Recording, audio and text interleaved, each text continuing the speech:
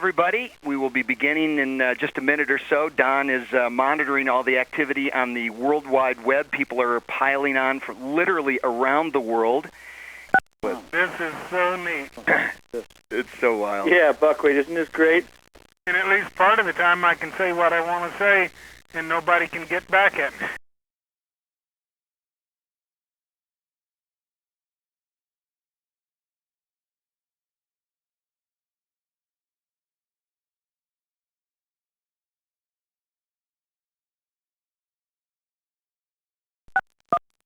Hey everybody, welcome, and this is Michael Eisner. I'm in Boulder, Colorado, and we've got people literally from around the world who have joined us. Now, this has been the most amazing outpouring of friendship that I could ever possibly imagine, obviously for this very dear individual. And the word individual is probably was defined by Bill Woodul, who, other than using the cliche like marches to the beat of his own drum, probably would be better to say this is a guy who rocks in his own hammock. He started his little mafia back in '75, in fact, even earlier for other people, where we kind of all joined on as members of the Bill Woodul fan club. Bill goes in tomorrow morning for radiation, so we thought that today would be a great opportunity to just say hi to him and kind of send him down that path and give him a big kick in the butt. And, Bill, I think the biggest question that we're all concerned about with regard to radiation is how you are going to cope with the loss of hair. Lack of hair, well, I'd turned myself bald last year right before the cohorts get together in respect for that Italian that won the Tour de France last year. So losing any more hair. Christ, they've got my body shaved, sticking needles in me, so I'm getting short on it for sure. All right, well, listen, joining us here is Chris Carmichael. Of course, Chris goes way back with Woodul and was involved with him at various different junctures of his life and career. And Chris, you want to say a couple of words about Bill?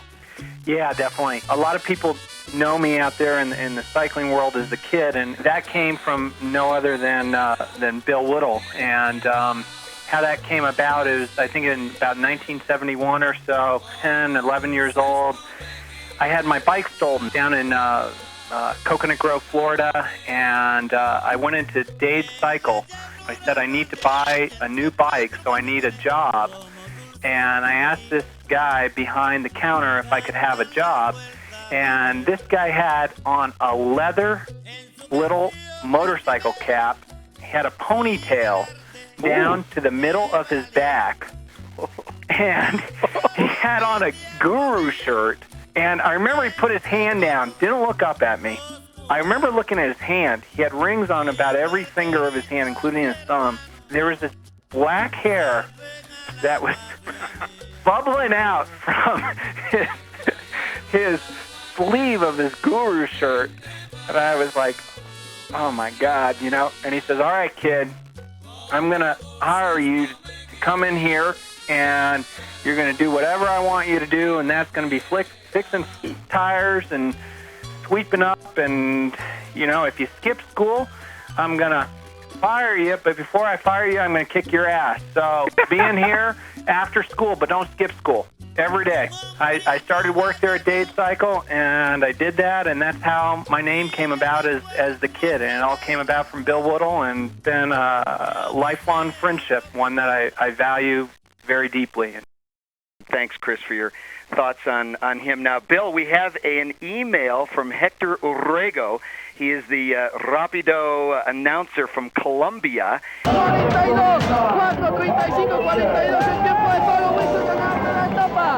Please say him from Hector. I send my best regards, and I know with power in the body and the spirit, he will put his health okay like a bike. Is necessary for his friends. Know that Bill's life is running in the pack in the most important race for him. From Colombia, I send Bill regards and wonderful wishes for me, P-O-R, me. And that's from Hector Urrego. So, Wick Hay is on the line with us. Wick, back in 1975, put together the Red Zinger Bicycle Classic with Mo Siegel and his brother John, and he started getting into cycling, and all of a sudden this guy, Woodul, shows up on the scene. What was that like? Celestial finally decided in the summer of '77 that they should send me and then race director Duke DePayne over to Europe to learn something about bike racing from the two guys who actually knew something about the sport, Bill Woodul and another guy named Phil Liggett. When Duke and I got off the plane in Amsterdam, takes a big look at us, gives us a couple of hugs, pulls out this perfect silver dollar-sized piece of, like, absolutely terminally pungent, delicious Lebanese hashish with this ornate gold seal imprinted on one side. He hands it over to me and says, "Hey, bro, roll this into the pant cuffs of your jeans, because that's the way we do it over here, Dutchy style." And as he puts it in my hand, he gives me that full-on buckwheat, ear to ear. And that's when I knew that I was in for some great times over many years with one of the all-time most wonderful people that I think any of us have ever run into. And Buckwheat, no matter what goes on, man, we love you, and we is with you. Thank you very much, Wicker. There we go, Wick Hay. Bill, this just came in today from Andy Hanston.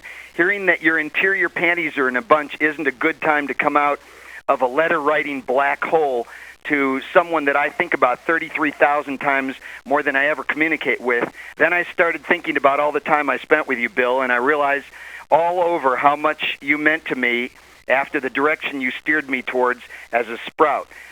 When you were coaching us as juniors, I remember wondering if I could ever even race the next day after laughing so hard at you.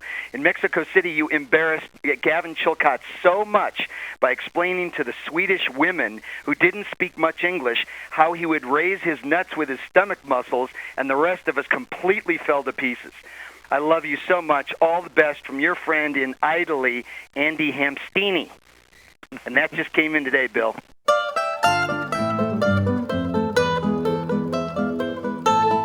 Ever since the first time I went south of the border in 1975 for the tour of Baja with Oach and John Howard and some of them old boys that continue just to keep their place in cycling, I knew that I had Latin blood in me and I had to get down there one of these days. And fortunately for me, a couple of wonderful white women got in my way between then and a year ago, and then I finally got the chance to really get down there. And so after I sold out my B&B, I packed up me and my pig, and we hauled ass for Guatemala. And of all the countries I've been to, that was the one that struck me the most because of all the indigenous Indians down there. And I was taking some Spanish and trying to get on top of that, and actually creating a very close and wonderful relationship with some Quechiquil Indians outside Antigua when Hurricane Mitch struck. Hurricane Mitch was the deadliest Atlantic hurricane in over 200 years. And when Mitch struck, it quickly became yesterday's newspaper in the U.S., but old Mitch absolutely came down there and just knocked the shit out of us. I chose to quit school at that time and go to work with a group called Proyecto Mitch, Guatemala. Project Mitch worked on for plus 2 months and was working on up until the time that I realized I had to come back home to the U.S. Because of the problems that I have. The last 6 months that I've spent down there were some of the most fulfilling times that I've had through my life.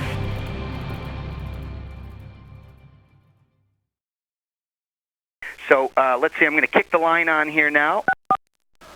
Hey, Billy, this is Lynn Bell calling from Calgary, Alberta, Canada. We love you. Christian's here. Linda C-Store is here. We love you. Love you, Lenny. Dean Crandall here, Billy. Going down the Pan Ams in June, I'll bring you back some good beans. Love you, man. Thanks so much. Woodul, it's Jay Kaza. I've still got my Bill Woodul for President water bottle on my desk. I think you owe me money, man, so you better whip this thing. Have you been as excited since the last time I pinched you on the ass? It doesn't get any better than that. Woodul, this is Kassam from Philadelphia, your Kumba. Better get better so you can teach me how to fix a derailleur, man. Thanks, Jerry. Love you. Thanks. Doughboy or Greg Demjian? Who you want? Perfect. That was a hell of a ride you put in on those championships. I remember coming up behind you one time and telling you, well, you just better soft pedal, because they were within 150 meters of you, and you just kept on getting it and won away. That was just a great, great national championship. Wonderful win. That's because I went down to South America with you for months, for years. Brian Drever, Atlanta, Georgia. Yes. Oh, Brian. Hey, good morning, Arlington, Texas. Brian, Thanks for all the parts when I was racing and all the memories when I wasn't. how's your dad? He's great. Just great. Still riding. Give him my regards. I sure will. Richard DeGarmo. Oh, yes. Well, Richard, we can't say nothing over the phone. Bill, Jesus Christ. I love you, man. There's enough that we just need to leave be. Discuss it when we cross trails. Oh, yeah. How about East Person? Oh, yeah.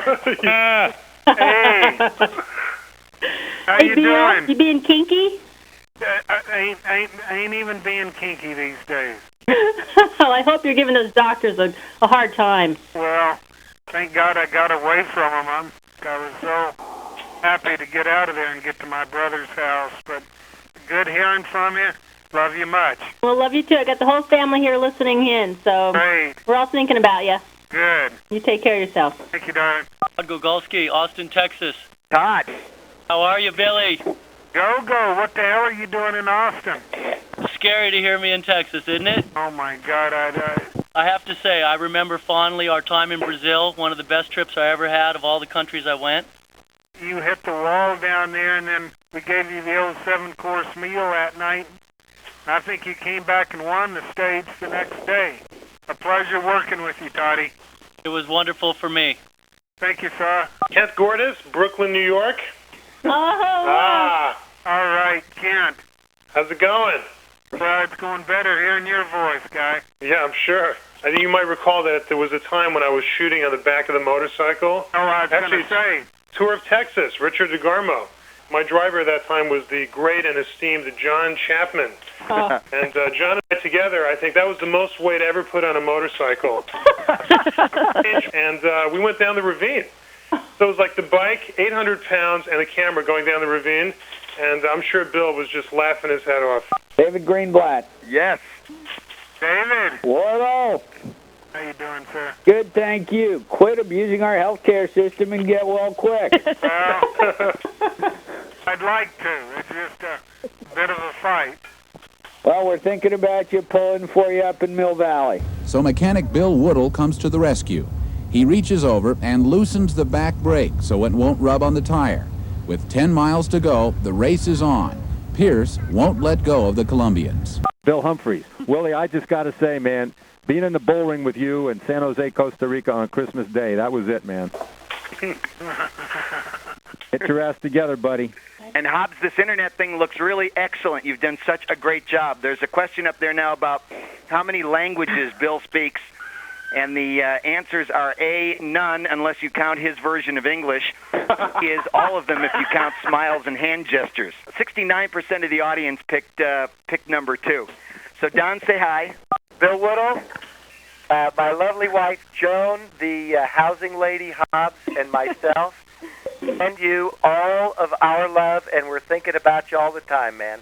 Bill, my promise to you is I will eat hot sauce until I drop every single day that you're in chemo, and we will keep the spirit alive here. Thank you very much. Somebody needs to eat it because I'm actually been slacking off a little bit. Well, I'll hold up your end then. Thank you, Johnny. Bill, we had about a 5 wiper tonight with the chili we had.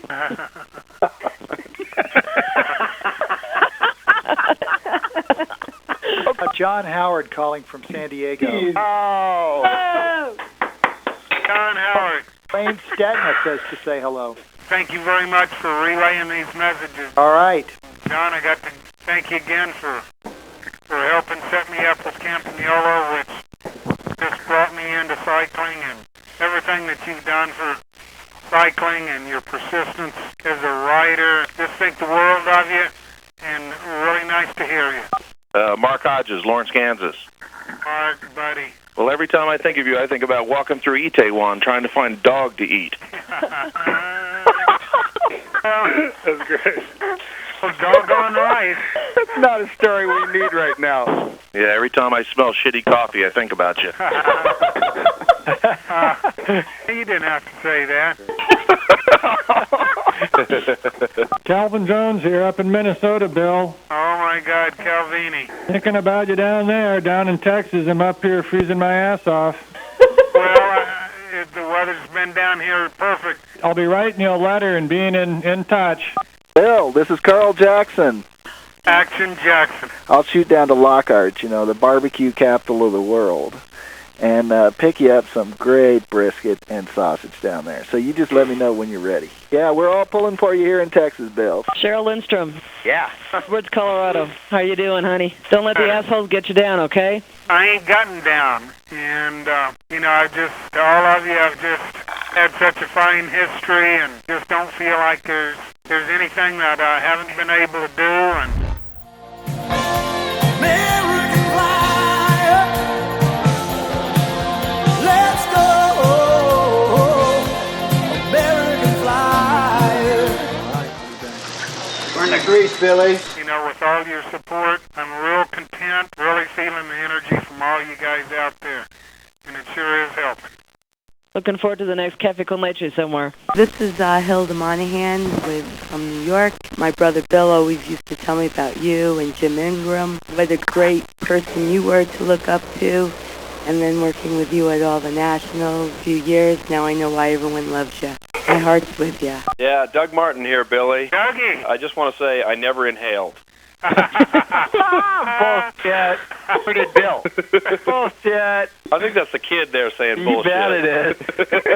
But I've been thinking about you a lot, Bill, and I just want to say you've taught us all so much. I mean, and it's just fabulous to hear so many people go through the loop and hear how similar all the stories are and how you've touched everybody in the same way.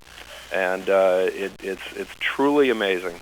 See if we could get Connie and Davis to perhaps join us for a second. Okay. We're here. It's such a pleasure, Bill, not only to hear you, but also to hear so many of our friends. Ron and Connie and I were out on a bike ride the other day. He's secret training for the comeback, And so many stories. And, Ron told of a great story of you stripping down and jumping off a balcony in front of the boys down in South America. And I told of a story where you took us on a trip to Italy when we were all 19, and Doug Shapiro tried to kill Kent Bostic with a fork over a trophy. But we all voted that Connie had the very best story, and so we want to share that with you now. A good pleasure to hear you, Davis. You're always a special friend, and appreciate you being online, guys. Bill, boy, we've been thinking about you nonstop since we heard the news.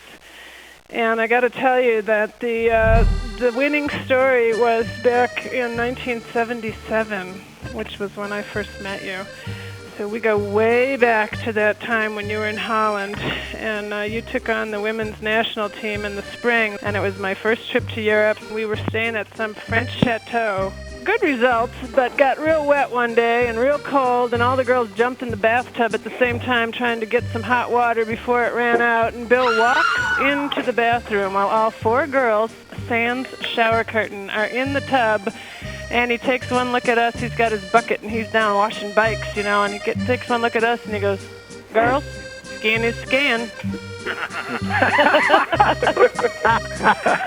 And so all I've been fixing to do all week is make you a big card that says, "Skin is skin." Oh, Willie. You know something?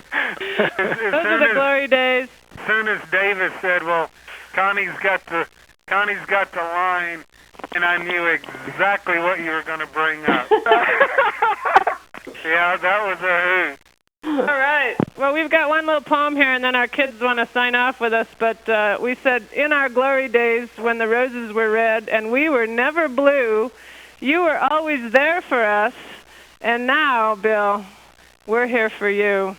And believe it, we think there's nothing you can't do. And all my family wants to send their love. So here you go. Love you,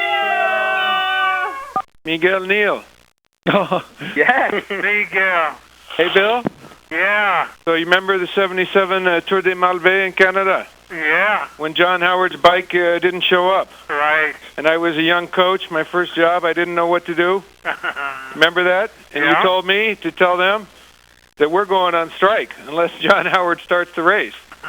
And I didn't know what to do, so I went up to the race organizer and I said, well, you better get that bike here because we're not starting without John Howard. So then you know what happened? Yeah. The whole field sat down in respect for John Howard. Many thanks to you for leading me in the right direction. Well, if I remember anything, is that first trip that you and I did down to Guatemala. That stage, it only showed about 60K, and we didn't have a profile map, and it only climbed about 6,000 feet. I remember that, where you punched out the civilian motorist. Yeah, well, you got to do that on occasion. I remember that. That was my best tour with my best mechanic ever. Chris Nolder, the Fuzzman. Hey, Bill. How you doing, guy? Really good. I've got this big question. I've got a recipe for migas from you, and it doesn't specify if it's fresh roadkill or aged roadkill. Aged is always better. Can you clear that up for me? Well, what you got to do is find it, scrape it, and then throw it on Eisner's driveway and let it stay there overnight, and then it's worth cooking the next morning. Bill, I look forward to going 150 miles an hour on motorcycles with you in the future, so hang in there. Akowitz. Coach. Bill, it's great to hear your voice again.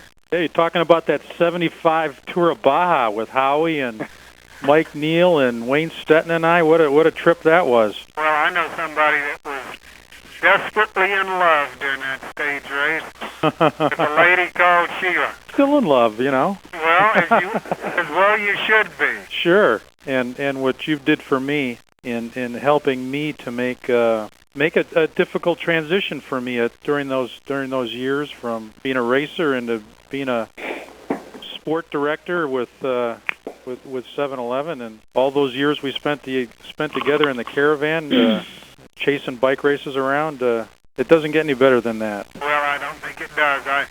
I got to agree with you, Jimmy. This is Gypsy Bill. We're calling you live from Vail, Colorado, home of the World Ski Championships. And listen, buddy, when you get in the box, just twist the wrist and red line it. There you go. You know what to do, buddy. Thanks, Gyps. Hey, Dale, Len Pettyjohn, Boulder, Colorado. Seems like we go back to buying Barham tires from me down in the basement. You mean those under the table kinds of deals we used to do? We can't say too much about that, can we? Oh, Lordy. Charles Pelkey from Golden, Colorado. One of my best memories is just the fact that we were at Masters Nationals a few years ago, and he decided to adopt some 50-year-old woman who had a flat tire on the side of the road, and I think he coached her all the way to the finish line. She got a medal that day and kept leaning out the window going, "Darling, you know, it'd be a lot easier if you tried climbing with your hands up on top of the bars." And the next year she saw him at Masters Nationals, and she ran across the parking lot and jumped into his arms. And I think he is a lifetime fan in that. And he's showed that kind of compassion to everybody in the sport. We're thinking about you, Bill. This is Steve Penny from Mercer Island, Washington.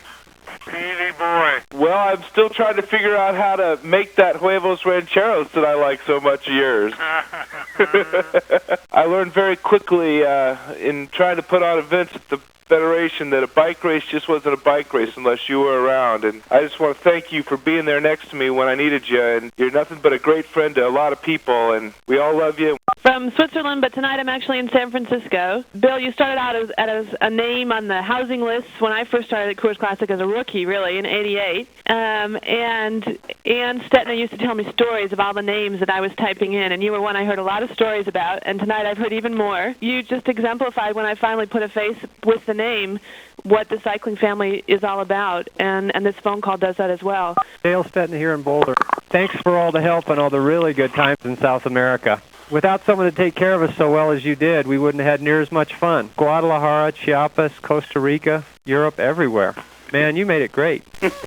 You're the master. Steve Tilford. Still racing bikes, Bill, so I don't know, maybe some of that European juice you instilled in me kept going a little bit too long. I'm catching too much shit. Everybody's telling me to retire. Oh, my God. Trudy, Sweet Pea, remember? Absolutely, Trudy. Actually, we're coming down Lajitas way. There's a mountain bike race Lance is going to be at down in the Great Bend Park down in Texas this weekend, so we're going down there, and if Lance doesn't beat me by 15 minutes, there's something wrong with his form. So, anyway, just wishing you the best, and take care, all right? We love you, Bill, and thanks, Trudy. You take care, okay? Bye-bye. We love you. Bye. Gayleen West. Yes. Oh, no. Oh, God. Thanks. Billy. Hey, I'm on the internet now, Billy, too, so we can maybe do some talking. Sounds good, darling. All right. Thanks so much. Hang in there. Good pleasure. Love you. Love you. Hugh Walton, Boulder, Colorado. I just remember coming down to the States for the first few times and seeing the bubble van going, what the hell is that thing? And then we saw the guy driving, and we're going, holy, it's like, what planet are we on? And then you proceeded to show us what it was all about. Hey, Bill, this is Brooke Watts in Boulder. You know, I've covered all four corners of the U.S. with you. We stood on that silly little wall in China. I tell you what, the memories go back pretty darn far. I sit in conference calls, at least a conference call a day. I pull at least one Woodulism out of the air. At every meeting, I find myself saying, "What Fadoma," starting to sound like the master himself. I love you, Bill. There's a Gregory Wren here. I hate being called Gregory, but Bill's one of the few people that still calls me that. Oh, my God. Thinking about you, because you're one of the people I idolized when I was, about 16 when I got into this silly sport. Yeah, I still think about the days when you saved my butt and stood between all those women that I worked with and kept me from getting fired.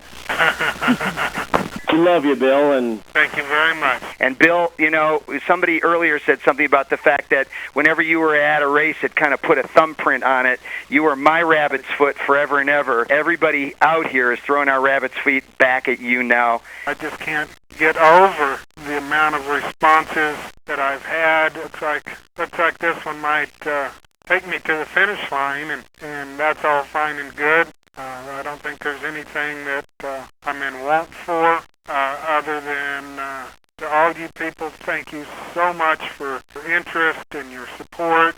You guys are putting a real nice, warm smile on my face. Old William J. sure is appreciating it, and just like tonight, I just can't tell you how overwhelmed I am. We love you so much. And everybody now, let's do on 3, 2, 1, all a giant, unmute your phones, and a giant Bill, we love you, right? 3, 2, 1, go. We love you. We love you, Bill. All right. Shooting you right now, buddy. Keep the race rolling. Adios. Nos vemos al rato, amigo. Okay. Vaya con Dios, amigo. Happy trail.